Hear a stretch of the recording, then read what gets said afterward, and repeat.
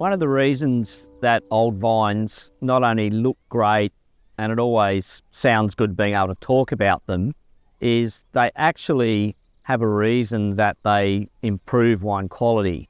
And that very much comes down to the root structure that an old vine has afforded, because in the essence of being an old vine, it's got time to actually grow a greater root structure.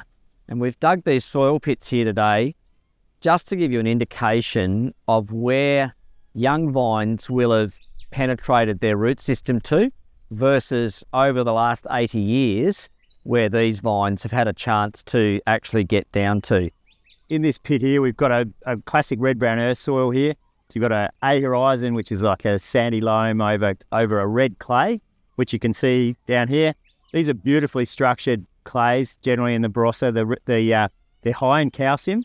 You can see in this profile, most of our root zones are in the top 50 centimetres. So in that A and B horizon there, with the younger vineyards, obviously they haven't had that time to get their root systems out into that soil. So they're generally in that A and down just into the B horizon.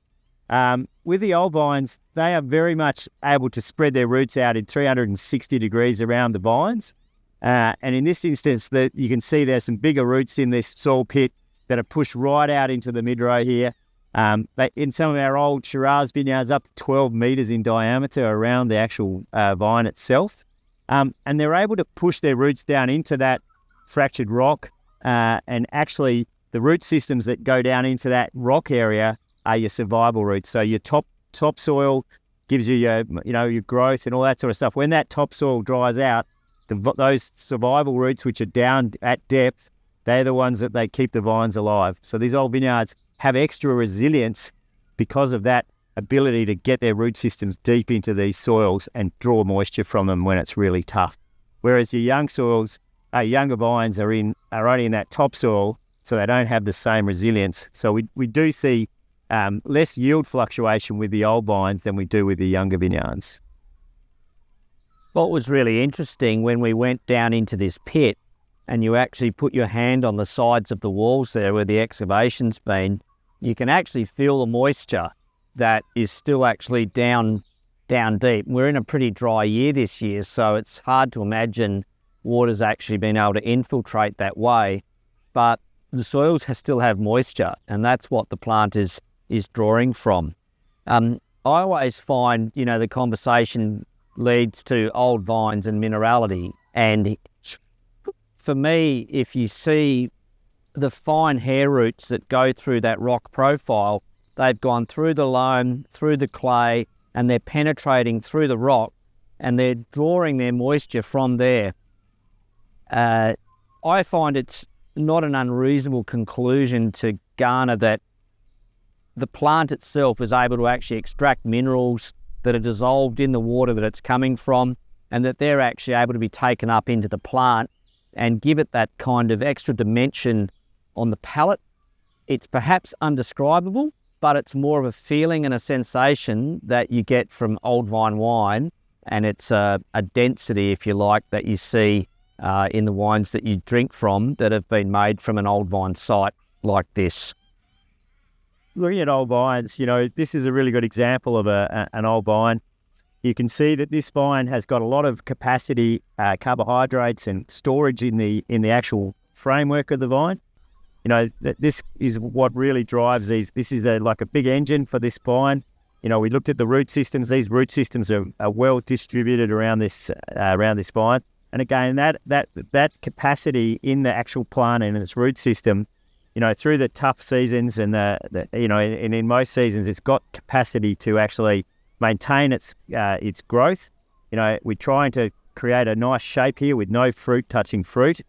And these vines, as I said, go through those hard periods because they've got lots of storage in the permanent parts of these plants. What we're doing here is we're paring back the expectation of how much we want to get from this vine by having a low bud count and a low yield expectation.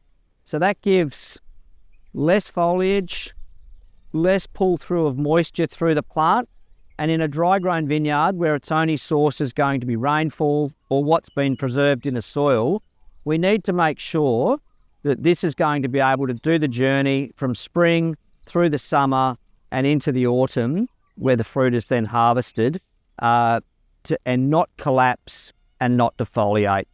And understanding that balance about the potential in the soil and then what the plant can actually deliver, I think is the secret to setting up old vines well.